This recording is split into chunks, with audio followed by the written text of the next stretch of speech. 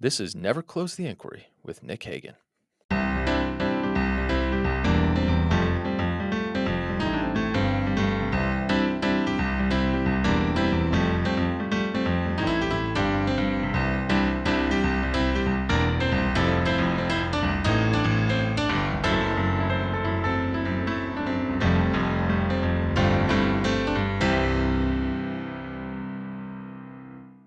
Welcome to Never Close the Inquiry, where I aim to demystify the right for the left and the left for the right, where if you come as a conservative, I want you to leave knowing a little bit more about liberals. And if you come as a liberal, I want you to leave knowing a little bit more about conservatives, with the whole idea that over time we'll create better conversations, better relationships, better arguments, and maybe 80 or 90 more steps down the road, a better country. All right.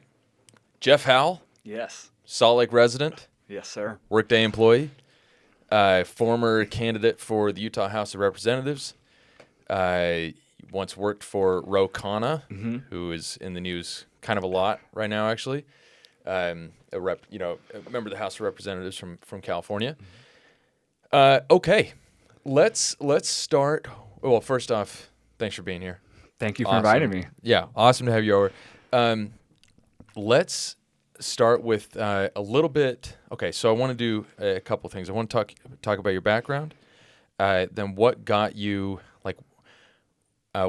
focused on local politics, on getting involved. So what led to your run for the Utah House, and then I want to talk your reaction, from your perspective, your thoughts on the last 95 days, Great. First 95 days of Trump administration 2.0. Yeah. So let's start first with your background. So where are you from? How did you become Jeff Howell? Awesome. Yeah. So I was born here in Salt Lake City, Utah, at the mouth of Little Cottonwood Canyon, if you're familiar with the restaurant Lakai. I Very good. grew up there. Very good. I grew up there, and interesting kind of tidbit about my life. When I was about 1 or 2 years old, my dad, Scott Howell, decided to run for the Utah State Senate. And he would literally push me in a stroller going door to door talking to voters. So I joke with people that civic engagement is ingrained into the very fabric of my DNA. Yeah. I've been doing it since I was 2. Right. So he won his election. He became the Senate minority leader in Utah in the 90s. And I got a front row experience, going on Capitol Hill, going in those committee meeting hearings, and just witnessing how effective public policy should be. And he and Governor Leavitt at the time, they were best friends. Yeah. Opposing political parties, but observing how my dad and Mike Leavitt interacted and worked with each other was very inspiring. Yeah. And we're definitely missing that in our current political system. So just pause for 1 second. So Yeah. Mike Leavitt, for those who aren't familiar, he was Utah's governor in the 90s. I can't remember when he left office, but he was very popular. He was a Republican. He actually lived near here, and one of his sons is my age, and actually had I think when I was 6, I had a layover at the governor's mansion, which was pretty cool. But a really nice guy who later served in the Bush administration, second, George W. Bush. The Health and Human Services I think Secretary? He was. Yeah, I think it was. So basically, in RFK Jr.'s position now, Yep. that was Mike Leavitt during the Bush administration. And then, but he was a Republican, so your dad was a Democrat. Correct. Okay, all right. Yep, my dad's a Democrat. They were actually, in the 90s, I think they were about 4 or 5 seats in the Senate from being the majority. So at that time, you kind of had to reach your hand across the aisle to get things done. Right. Because right now, obviously, Utah's the supermajority, so Republicans can do whatever the heck they want. Yeah. But it was different back then. So, yeah, going back to that, I just observed at a front row seat on how you effectively lead an effective policy making, which was incredible. So fast forward, my dad's the Senate minority leader till about 2000, so about 10 years. He was serving the Senate. He term limited himself to 10 years. This is what I want to do, and then I want to give the mantle to someone else. Yeah.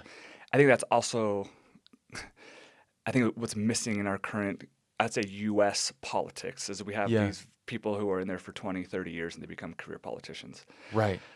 which I don't necessarily agree with. I think we need change. I think we Yeah, need new leadership. there's two sides to that. That's interesting you bring that up because so many people identify that as a problem, and I think in many respects it fundamentally is a problem. You know, like people who are like where the goal is not to govern effectively or come up with policies that are going to pay long-term dividends, but they want to win the next election. And then the flip side of that, the reason I interrupted is because I had Professor Casey Burgett on the podcast a month ago, and he was talking about how it's such a hard job that the people that haven't been there very long, they just can't do it effectively. Mm. That said, I still kind of lean towards the incentive to win. Like when the top priority is winning your next election, not setting things up for 10 years, 20 years down the road, we run into some issues. Sorry, I keep interrupting. No, that's go ahead. great. And like I just saw the musical Hamilton, and George Washington. He had the opportunity to continue leading the country, but he saw it imperative that he pass the torch on, and we move on, and you do your work, and you have success, but you got to pass it on. Yeah, yeah. Okay, so your dad's in office for a decade. Dad's in office for a decade, and then he decides to run for the U.S. Senate against Senator Orrin Hatch, who had been in office for 30 years. I think 76, something like that. Yeah. When he came in, yeah. So it had been a while. So my dad ran for U.S. Senate. He lost, and our family moved to California. It's a town called Granite Bay, just outside of Sacramento. Had an incredible experience there in my teenage years. And then I graduated from high school, came back to Utah for college, was here for a couple of years, and then graduated, and I moved to Washington, D.C. Okay. And that's where I worked on Capitol Hill for two different members of the United States House of Representatives, Congressman Sam Farr from Santa Cruz area, and Congresswoman Janice Hahn from Los Angeles. This was a really cool experience just to learn about our legislative process, how our bills passed, rubbing shoulders with some of the most powerful, influential people in our country. I did that for a couple of years, loved it, and then I decided to join Ro Khanna's campaign in Silicon Valley. Did that for a year. I was his finance director. I was his body man, his assistant. Like I was with him from 8 a.m. to midnight every day. Wait, was this his first campaign? Was it? No, he had ran for different offices before that. He was an attorney at some big law firm, and he was also an economics professor at Stanford University. So he was kind of doing both. He took a break from his law firm to go full-time campaign mode. Yeah. So that's when I joined his campaign. And how did you hear about his campaign? Like, how does that even work? So I've always loved tech. Yeah. I've always loved Silicon Valley. You're at Workday now. I'm at Workday now. You're a tech guy. Yeah. So I'm a tech guy, and he was running in Silicon Valley. Yeah. Where I think a lot of disruption takes place. I think we can learn a lot from Silicon Valley and how they operate. So that's kind of what piqued my interest. I was following him. I was like, it would be fun to go work on his campaign. Yeah. It's very disruptive, very You're innovative. in D.C. at the time. I was in D.C. at the time. Yeah. Yep. And we packed our bags and we moved kidding. to San Francisco. Did you have kids at that point? Nope. No. Okay. Luckily not. The campaign took up 90 hours a week, I think. I never saw my wife. Yeah. It was grueling, but it was an incredible experience. Yeah. Okay. So you do that. Very cool. So do that. He loses the election, actually. No kidding. But he won the next time he Got ran. it. So he ran against Congressman Mike Honda, who was the incumbent. We put in a lot of work on that campaign. I think we set Ro Khanna up to win his next election with his name ID. Like his name ID went from 3% to 75% during the course of our campaign. And we raised a lot of money from the tech community as well. Yeah. So we kind of set him up for the his second election, which he won. But so he loses, and during this campaign, I met with a ton of tech executives from Apple, Salesforce, Adobe, Google, Apple, and they're like, "Hey, Jeff, you should maybe consider a job in the tech industry because in politics you probably work a lot and you don't make as much money." So that's when I decided to join Workday. Nice. And I've been with Workday for 10 years, doing sales, business development for them. Yeah. So yeah. Nice. Okay. And so at Workday, and you moved back to Utah what year? 10 years ago. 10 so years about ago. 2015. Okay, My so wife and I like moved. after the Khanna campaign, moved Yep. back to Utah. Okay, and at that point, at what point did you start to think, you know what, my time's coming? Yeah, I'm I've running. always wanted to run. I just Yeah. wanted the right opportunity, Okay. and I wanted to do it for the right reasons. Yeah. So yeah, we moved here 10 years ago. I worked at Workday, and I was also like involved in politics a little bit.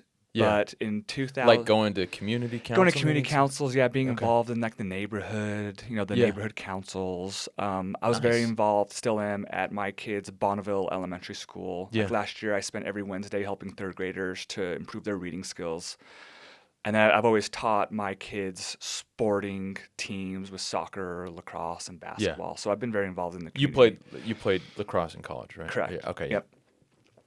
So I did that, and then in 2003, there were some rumblings and rumors that our current representative Brian King was going to be running for governor. 2023.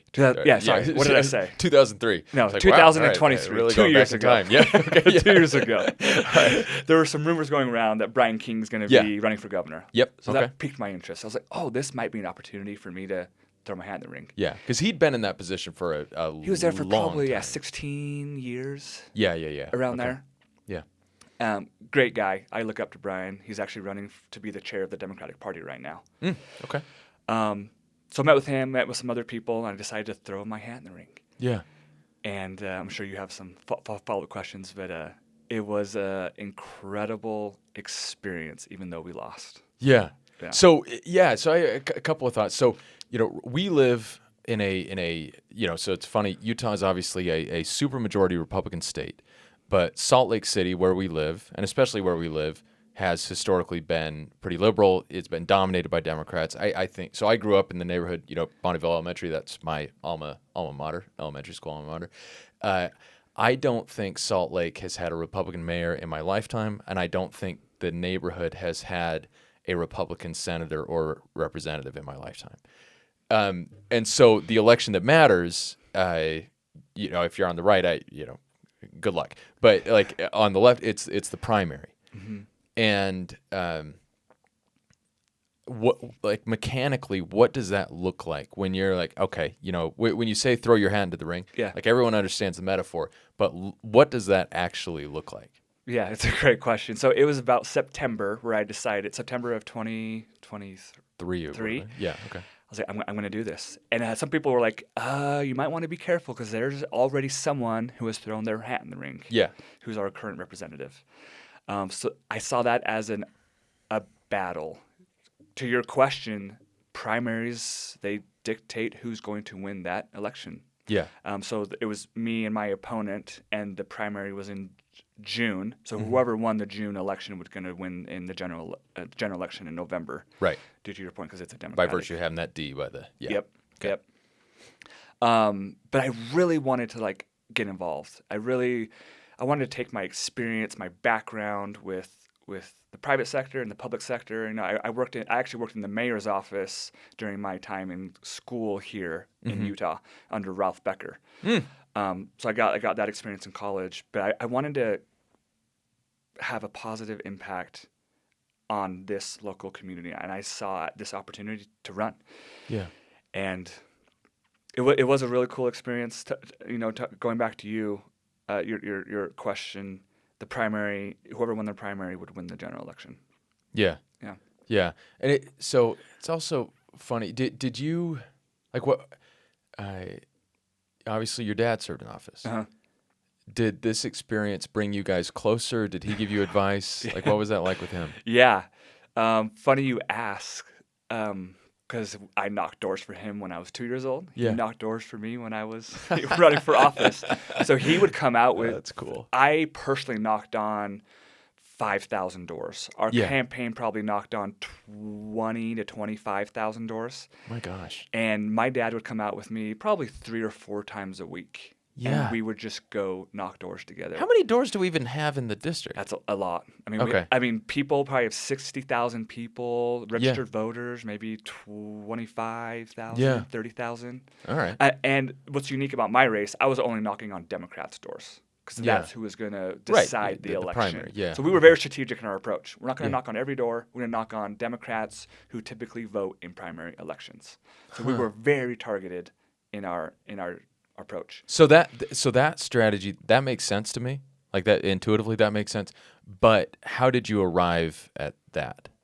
Like, did you Why? consider other approaches? Like, did you think like, ooh, It was if we get some time. Republicans to come vote, time. It was Okay. time. And another Yeah. unique thing about Utah is a lot of Democrats who are Democrats in their heart, their voter registration is Republican, Yep. so they can have a say in our elections, and they can try to elect more moderate, centrist.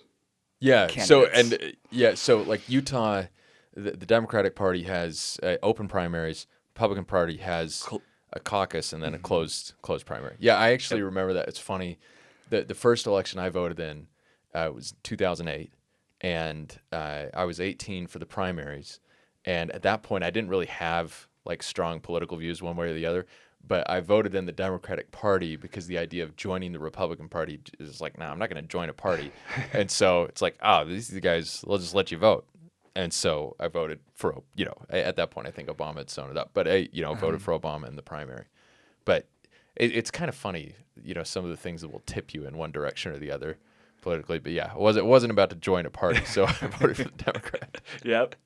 So yeah, the reason why we did that is because our strategic approach to that was let's just knock on every Democrat door, not only Democrat doors, but those who are likely to vote in a primary. So we had data to back that up. Yeah, got it. So Okay. my dad and I would just go knock doors. As I said, I knocked on 5,000 doors, and that's a lot. my favorite part of the campaign was connecting one-on-one with individuals and just listening to their concerns. Yeah. Like having that one-on-one interaction, you can't get that through email, through text. Yeah. So being on the doors, if I were to go back, I would have done more door knocking and less Really? other. What was your least favorite part of the campaign? The grind of being away from my family for so many hours. I mean, my wife, we had 3 kids at the time, 3 boys under the age of 8. Yeah. And my wife works full time as well. I wish she was actually running for office because she would be incredible. That was probably the hardest part, just being away from your family. I mean, I was busy from 6 a.m. to midnight every day for a good solid 8 months. How did you do it with work? I worked during the day, then at night I would do the campaign. No kidding. Yeah, knock doors, go to community events, fundraisers. Dang. Yeah, I was very busy. Yeah. Man, when you were done, so when you lost, so going in, did you think you were going, like, obviously not starting the campaign, you don't think you're going to lose, but going into election day, what did you think the result was going to be? I knew it would be a super competitive race because my opponent raised a ton of money. She had great name ID. She had a lot of endorsements. Yeah. I thought we were going to win by like less than 5%. I thought we were going to win by like 3%. Yeah. But we didn't. We lost. Yeah. But yeah, going into it, I think you need to have that mindset. Like, yes, we are going to win. And I wouldn't have joined or thrown my hat in the ring if I didn't think I couldn't have won. Yeah. But at the election night, I spoke to the people who came, and I told them, like, I'm not done. Like, I'm going to stay involved in this community because I love this community so much. It has changed my life. And anyone who comes to Salt Lake, if they're familiar with Yellcrest, this is just a very unique area of Utah. Yeah. I didn't know it existed until 10 years ago. You grew up here. I grew up here, and having grown up here, didn't realize how cool it was. Yeah. So I left, and I always wanted to leave and left, and then after a while, I was like, man, oh geez, that was pretty good. Yeah, it was like never been anywhere quite like this. Yep, I haven't either. Haven't traveled the whole world. not disclaimer. There are other great places. 100%. But We're was pretty biased. sweet. Yeah. We're biased. Yeah. So yeah, after the election, we lost, and I told everyone, and I still feel like this. Yeah. I'm not done. Like, I'm young. I'm in my mid-30s. I want to continue to be involved in the community. I'm actually chair of the Yale Crest Community Council right now. Nice. Cool organization. So yeah, I'm gonna stay involved, and I don't know what the next 2, 5, 6 years what that looks like, but I'm definitely gonna run for something again. I just don't know for what, but it'll. Okay, so 2 questions. When you found out you lost, emotionally, what did that feel like? It was hard. Like, Yeah, I remember okay. I was kind of like speechless. I Yeah. was like, oh man, we put in so much freaking work. But I was reminded throughout that night by my campaign manager, by my wife, by other people, like, you connected with so many people, and you gave people, I guess the word I always think of is like hope. Because at that time, Donald Trump was running, Kamala Harris was running, and it was just, it was very, I think, disheartening, and there's a lot of apathy out there. And just going door to door and having that face-to-face connection, having people say, wow, like, here's someone who's a moderate who wants to just go produce results and get things done.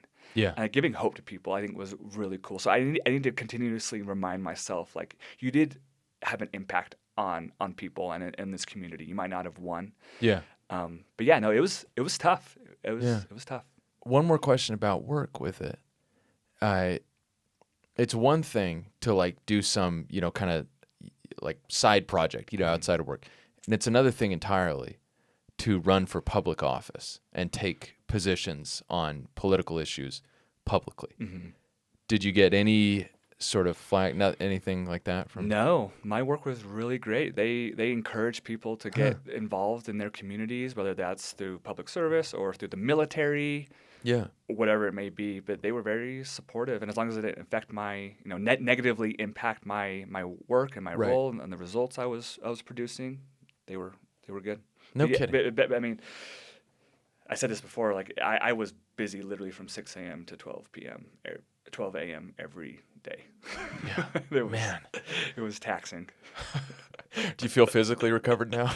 A little bit. Okay, good. A little bit. Yeah. All right. Well, so let's drill down on some of your political philosophy, because you talked about centrism, moderation, and everything. So let's drill down on that and then apply that to what has happened over the first 95 days of the Trump administration. So where do you stand on things, and how did you get there? How did you, like, if you would describe yourself as a moderate Democrat, how did you get to that point? Having that mindset and approach and that leadership style. Yeah. I think, honestly, going back to when I would witness my dad being the Senate Minority Leader, just observing him, and he could have been extreme, and he could have not built coalitions or worked in a bipartisan manner. But I saw that when he would reach his hand across the aisle, he would get things done. And I think that's just what's missing in our political environment. You just look back at D.C. right now. I'm just preaching to the choir here. It's difficult to get anything done. And so that's always been like my mindset. Even in work, like, we have to compromise. We have to work with each other. I think it's okay that we disagree and we have differing opinions. That's part of human nature. That's who we are. But I think what's missing is just that ability to connect and to get to know each other on a personal level. Like, what are your hobbies? What are your interests outside of your politics? And one of the things I wanted to do, if I were to win my election, I was gonna meet with every single legislator before the session even started, just to start to build relationships. Yeah. Take them out to breakfast, take them out to lunch, get to know them. Yeah. Get to know what makes them tick. Yeah. So that was Nice, one of my priorities. I lost, but that would have been something that I wanted to be known as a leader who builds relationships. Yeah. Might not get everything a pass or accomplished, but that's the mindset I think we need in politics. Yeah. And so would you describe yourself as a particularly ideological person, more pragmatic? How would you? Yeah. More pragmatic. And there's definitely issues that I care deeply about. I mean, my kind of platform was education, the economy, those are like my two most important issues. And then there's the social issues, the LGBTQ. I will always be an advocate and an ally. But there's definitely issues that I care deeply about. But at the same time, working in a bipartisan manner would be my approach. Yeah. Okay. Nice. So let's talk about national politics.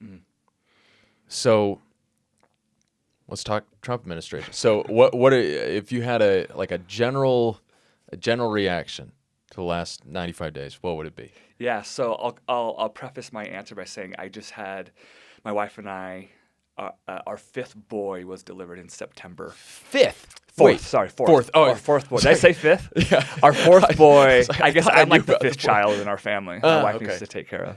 Yeah. We had our fourth boy in September. So to be honest, I've been on family mode. Yeah. Just spending more time with my Nice. family. Yeah. Because during the campaign, I obviously not neglected, but definitely just had other areas of focus during That's those funny. 8 months. Sorry, just the when you said fifth, the reason I reacted like that is because I thought you had 4 kids, and I was like, and I thought one of them was really young. I was like, that was an incredibly quick turnaround. We expedited that process. Yeah, quick. my gosh. 4, got it. 4. Okay, 4. Four Yeah. boys. Yeah. So I preface my answer by saying that. Yeah. But what is really disheartening, I think, with the Trump administration is he's just bypassing these checks and balances that we're supposed to have in our country with the judges, with the Supreme Court. I think he's just going out with all of these various proposals, like for instance, retracting the visas from a lot of our international college students. That was last week. And I just got an update from the New York Times that it says Trump administration reverses courses on student visa cancellations. Yeah, I haven't read the article yet, but I saw that. This is just a prime example of Trump overstepping, trying to act like a dictator.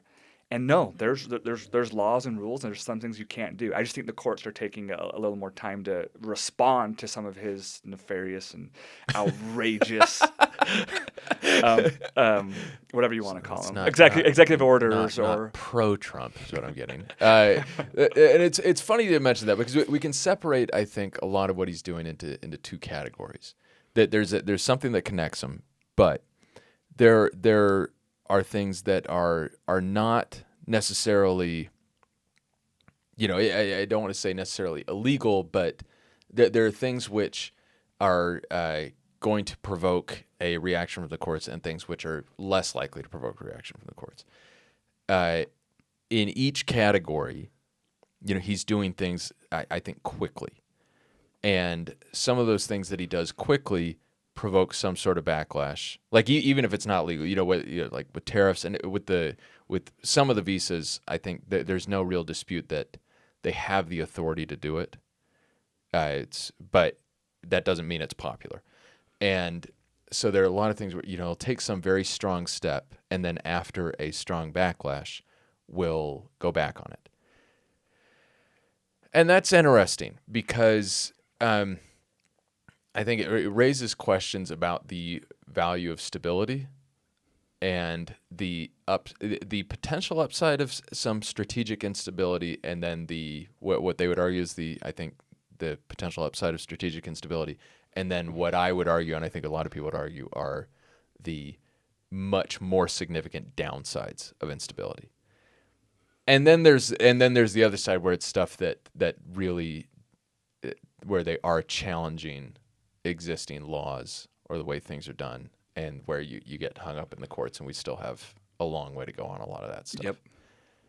Yeah, that's interesting. So on the I mean, even with Harvard University, you saw them come out, and Trump threatened federal funds. Yeah. Oh yeah. If they don't do X, Y, and Z. Yeah. And that's interesting. And Harvard, I think, is one of the few colleges who's fighting back and saying, no, we're not going to do this. Yeah.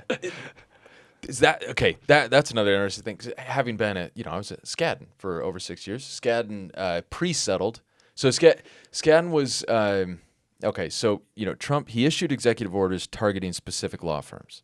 Okay, the orders themselves, very a court challenge probably going to be successful, but even if it is successful, you could, a law firm could make the argument that they are really risking the business a lot if they fight the administration, and the administration is, taking a, I don't know, looking hard at their clients and everything like that. Like that, you can run into a lot of trouble. So there's a lot of pressure on law firms to settle, and and then at the same time there was the Equal Employment Opportunity Commission sent investigatory letters to 20 law firms asking about their DEI practices, and the letters are well informed. No matter what your position is on it, the letters are well informed. The person that signed the letters spent prior to going to the EEOC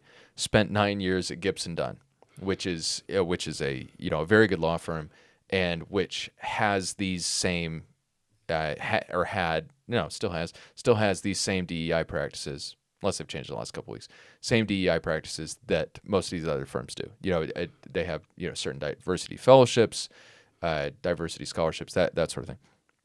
Now, Gibson Dunn was not among the 20 firms that received the letter. Whether that was due to the fact that the person sending the letters worked there, I don't know. Kind of funny, but or funny sheesh.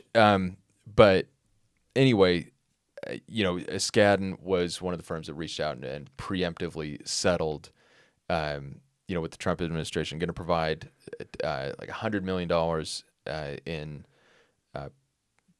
value in pro bono services on issues that the Trump administration kind of supports, and then they're also, I think, scaling back a lot of what they're doing on DEI, really a lot of it. And there's a couple of ways to look at that, because one, it's like what should you be doing in the first place, and then there's two. It's like, is it a problem that's what's prompting you to do this? A lot of pressure from the president. On the first, like you can have a debate about that, about what your hiring practices should be, about what you should be doing on pro bono. You can talk about that. But then there's this separate issue. It's like, how comfortable are we with the executive, the most powerful person in the United States, wielding the power of the government to go after individual private companies? Mm-hmm. I'm not particularly comfortable with that. And I think a lot of people aren't. I don't know if you have any thoughts on that, but yeah. Yeah, I think it's scary. The position that we're in right now, there's a lot of retaliation that may take place if you don't do something that Trump says. You better watch out. Senator Susan Murkowski, was that her? Lisa Murkowski. Lisa Murkowski. Yeah, she was at Alaska. a town hall. I think it was Lisa. It was one of the Republican moderate senators. Yeah. She was in a town hall and said, "We fear Trump. Like, we don't want to talk out against him because there's gonna be some retaliation taking place." Yeah. This is from a Republican in the U.S. Senate. I forgot who it was. Murkowski or Collins. Yeah, it was one of those two. Yeah. She's at a town hall, but they blatantly just admitted, like, we're scared. Yeah. We don't want to speak out. Yeah. For those reasons. Which is kind of crazy, because like the way, I can see what the administration is doing in certain respects. You listen, so Russell Vought, who's the head of the OMB, Office of Management Budget, whatever the actual name is, but OMB. The budget, yeah, budget guy. He's written about the need for radical constitutionalism, for the executive to really fight for its share of the power and to do these things. Okay, maybe there are arguments to be made, but it's like that is, I think it's kind of premised on the idea that Congress would fight back, and that the courts would fight too, and the Congress would fight too. The checks and balances a little bit. Exactly. Yeah. Like if one branch is really going to fight, fine. The other branches need to fight too, and the courts are fighting. The courts do fight, but Congress does not, and it's it's frustrating because the executive, even a powerful unitary executive, without Congress is kind of neutered. Like, there's really only so much you can do, and everything Trump is doing, like, let's say that he has this, this powerful presidency or whatever, and he does a ton of stuff.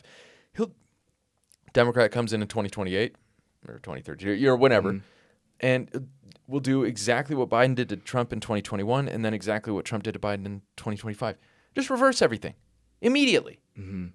Because you can.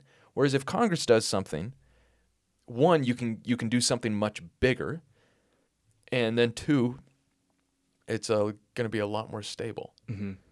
And like to your point, what Murkowski or Collins, whoever said it, when they're talking about fearing Trump, they're saying out loud what is obviously true, that Republican Congress people are just going to, bow the knee. take a knee. And then, Really? And then what makes it worse is that they can't really, like, not only are they just going to, take a knee and let Trump do what he wants to do, but because they're not getting Democrats on board with stuff, like they really can't do much. They can just let him do whatever he wants with the executive orders and not say anything about it, but they're not passing laws. And Well, that they're also not holding him accountable. I've seen a lot of clips from Ted Cruz or Senator Paul, and they're saying it doesn't matter if it's a Democrat or Republican who's in the presidency. That's not how you operate. And I think it's so ironic to view these clips from 10 years ago. Yeah, and now right. these senators, I feel like they need to step up. These Republican senators need to step up and say, "Hey, no, like this is not the process. We are not a dictatorship here in America." So I wish more Republican reps or senators would step up. But like to Murkowski's point, they're scared. Yeah, they don't want. You referenced the law firm. Are they going to come after Senator Murkowski? And how so? Yeah. Well, there are going to be primary challenges for sure. Yeah, I mean, whatever it may be. So they're scared. Yeah. Whether it's primary challenges or funding for those states or whatever. Here's a question: how do you like what Democrats are doing right now? I think the Democrats we need to find someone who can maybe be the next leader of the Democratic Party. I feel like they're just lost right now.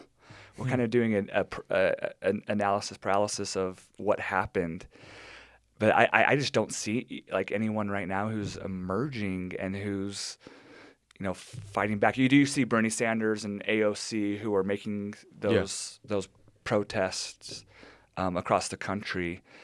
But I don't know. I've read articles that AOC is going to be, according to Nate Silver, AOC is going to be the presidential nominee for the Democrats. I'm like, I don't know. Is that so? Does that come as good news to you? I don't know. I think we need a more moderate individual. I like Pete Buttigieg. I think he decided not to run for governor for U.S. Senate. I think he's setting himself up for a political run. I like him. I like his pragmatism. Yeah. But to your question, I feel like the Democrats need to come together and find that new leader. What do you think? If you had to come up with just a couple of reasons why Trump won, what would you say? I think he tapped into the individuals who are suffering through their low wages. I really do think it came down to the economy and talking to that subgroup of the voting bloc. I just look here in Salt Lake City. You can't live in Salt Lake City off of minimum wage. You can't do it. Yeah. It's almost impossible. So I felt like Donald Trump came in and said, "Hey, I'm going to get your wages higher. I'm going to help with the economy." And I don't know if these tariffs are the answer. I don't think they are. But I think that's kind of what separated Donald Trump from Kamala Harris, just talking to that blue-collared worker. And, they're not – we need to increase wages, I guess is my point. And I think Donald Trump had that message. Yeah. Whereas Kamala did not. Interesting. Because I think – yeah. So I think there's probably broad consensus among both voters and politicians of both parties that people would generally like to make more money than they are currently making. I think that's true. Probably almost everyone would agree with that sentiment. That they personally would like to make more money than they're currently making. The way that they're going about it is very different, obviously. Democrats talk a lot about things like raising the minimum wage. and or have talked a lot about it. And for President Trump, there's a lot more about however he seeks to do it, about bringing back manufacturing, which are and you do see a lot of good jobs associated with manufacturing. And so, how would you go about raising wages? I think we need to hold. I think one of the government's role is to hold corporations accountable. And we've seen over the past 30 years, the minimum wage or the median wage for companies has been pretty. I mean, it's grown slightly, but it's been pretty stagnant. If you look at executive pay or VP pay, just how much that has increased over the past 30 years, it's astronomically high. Yeah. So I think the government needs to do a better job of holding these companies accountable. And like, if we do want a robust, healthy economy, I think it comes down to the middle class. We need to have a strong middle class in order to have a strong economy. I just see the wage disparity getting greater and greater, and that disparity getting greater and greater every year. And government needs to step in and hold these companies accountable. What does that look like? Like in practice, how do you do that? It's a difficult. Honestly, I love capitalism. I think it's great, but at the same time, I think there needs to be some accountability there. Yeah. We need to somehow incentivize these businesses to increase their wages. Some, tax breaks, whatever it may be. But I think we need to incentivize businesses more effectively. Yeah, that's interesting because I'm asking. This is not a gotcha. Like I'm really wondering if you have any ideas. It's a difficult question. I think incentivizing these businesses with tax breaks or whatever it may be. I think Utah's done actually a good job of giving tax breaks to companies who produce jobs here, like with Silicon Valley, Silicon Slopes, excuse me. Yeah.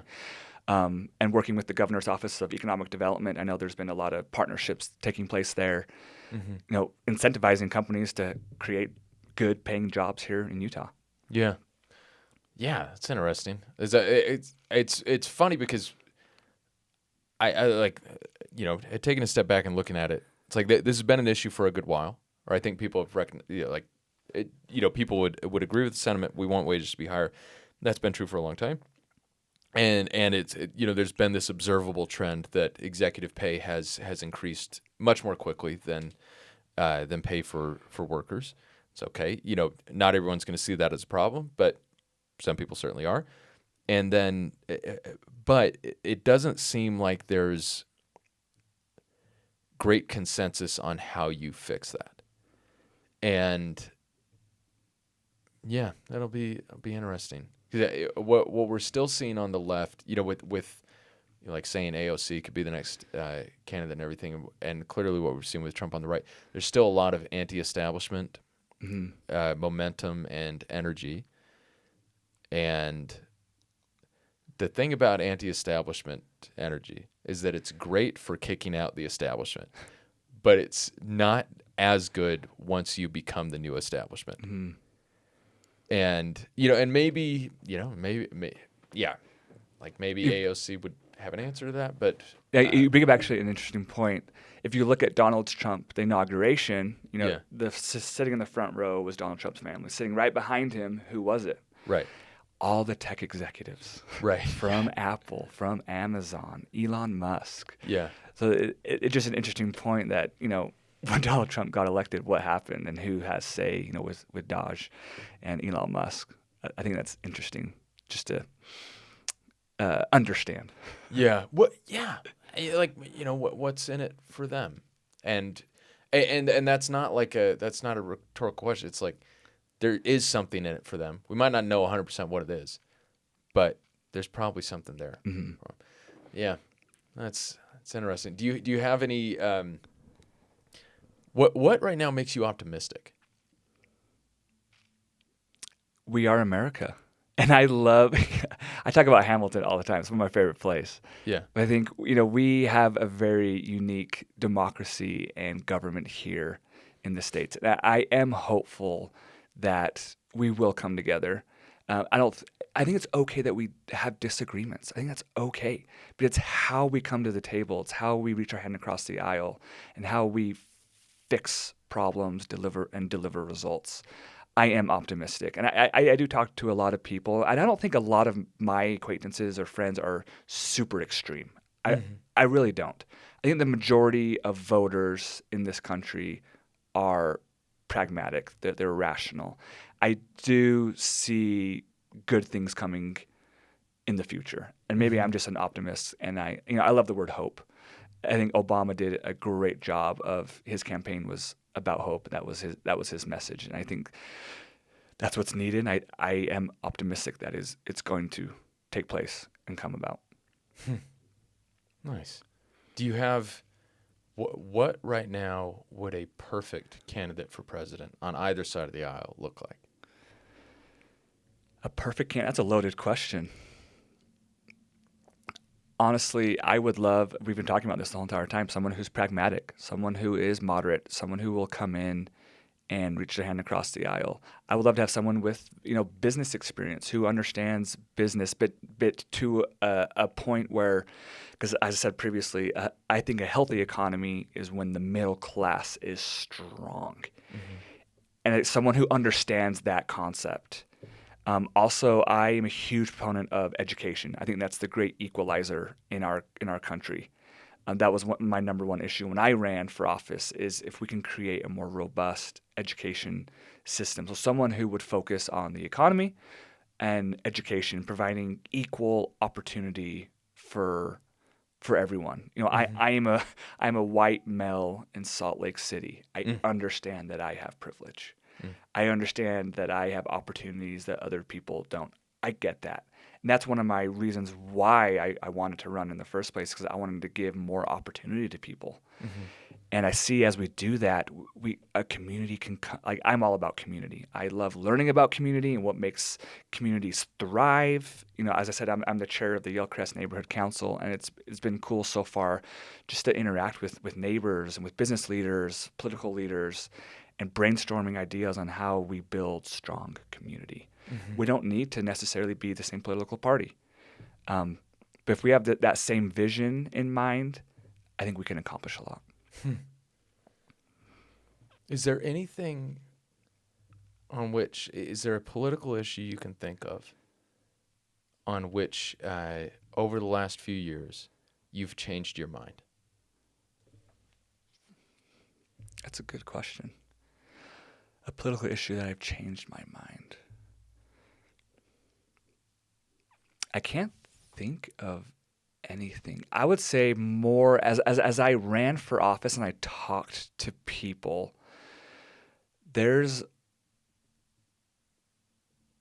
think there's a lot of suffering going on in our community. Just talking to people, like single moms who need help with childcare. I think that's a great example. Just sitting down and listening to the single mom who needs help with childcare, and she just got a divorce from an abusive husband. I think that was just super eye-opening, and I think you asked what has changed. I think more so what's amplified, my belief in we need to take care of each other, we need to help each other. And these people, this single mom with 2 kids who just got out of an abusive relationship, needs help with childcare. I think childcare, that's just an example of we need to invest in our people. We need to invest in our single moms. They need help. And I think it's not more of have I changed my opinion, but more so it's been solidified, it's been amplified on how much we need to help these certain individuals in our communities who are, they need help. Yeah. I have a family, I have a great resource, I have a great network around me, so I might not need the government like this mom does. And it was just very eye-opening, very amplifying and strengthening my beliefs, if that makes sense. Yeah, no, it does. Yeah, and the idea that, you might not necessarily have an articulated belief about a particular issue, in part because you weren't really aware of the issue to the extent you are now. So I think that happens for a lot of people. Where you've got your principles or whatnot, but you don't know about a particular issue. Then you learn about it, and it's like, oh my gosh. Is there anything on which you suspect Republicans might be right? on like an issue or an ideology. Sure. Either way. I think one thing about the Republican Party that I like is their like philosophy about like hard work and grit. Like I like that component of the Republican Party. Yeah. But with a caveat, at the same time, there's people who will work just as hard as someone else, but because of the zip code that they were born in, their circumstances, whatever it may be, they don't have that same opportunity. Even if they work the same, they have the same amount of grit and hard work and discipline. So I'd say like one thing about the Republican Party that I like is like that mentality, that ideology of working hard. And I don't want government to continue to raise the debt and continue spending. Like that's something that I agree with I don't know if that's a Republican ideology or philosophy, but It's tough to say nowadays. Yeah. But I'd say that component of the Republican Party, like, yeah, I admire and I look up to, but to a certain extent, because as I said, there's people who will work just as hard as you. They won't have the same opportunity as you, and that's what leans me more towards the Democratic Party. Is these people need help? Yeah. And if I'm a single mom, where's that help coming from if I don't have parents or a family or a network to help support me? Because I've had that throughout my life. I didn't need to rely on government. Yeah. Other people do. Right. So that's maybe one aspect of the Republican Party that I admire. No, that's a good answer. Do you have any parting thoughts? Parting thoughts. I am very optimistic about our country and where we're at. I know with limited visibility, sometimes we can't see the forest through the trees. Right. But I am optimistic. I believe there are lots of incredible leaders out there on both sides of the aisle who will step forward, who will take on that leadership mantle to help fix these problems. We've done it in the past, and I'm confident that we'll do it in the future. So I am hopeful and I'm optimistic. Nice. All right, and that was the interview. Thank you very much for listening. If you wouldn't mind, please do leave a review for the podcast. I believe those are important. And subscribe to the newsletter, which will be linked in the show notes, or can be found at neverclosetheinquiry.substack.com. Thanks.